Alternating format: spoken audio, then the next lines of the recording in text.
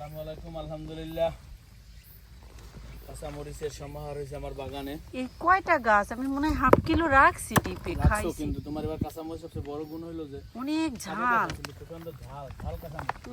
সেই রকম আর বড় বড়। যদি কারো খাইতে মনে হচ্ছে আমাদের বাসায় আসছেন। আল্লাহ সেই সুন্দর। সেই এখানে একটা সাদা বেগুন হয়েছে দেখি। ভালোই, অনেকদিন পরে আসলাম মাশাআল্লাহ। এদিকে আবার এইটা কি আলফা, এই দেশি বরবটি না? ও বরবটি স্যার, এই গাছটা বেশি ছড়াই গেছে, এটা হবে এই যে দেশি, এই যে দেশি তেল, এই কি দেশি এই যে চলতেছে। ও আল্লাহ, কি হয়েছে এদিকে আবার? এই এক দুই খাইতেছেন না? ও শসা। এবার কুমার তোমার বাম্পার ফলন। বাংলাদেশি কুমার, মিষ্টি কুমার মজা বেশি জাপানের থেকে। কই হয়েছে নাকি বাম্পার ফলন কুমারের?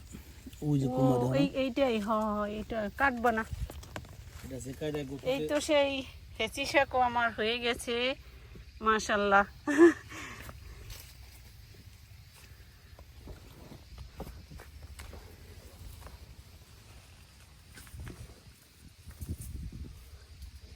এইটাও বাংলাদেশি বরবটি। এই যে এটা লাগানোর সময় থাকবে না, না সাইড দাও।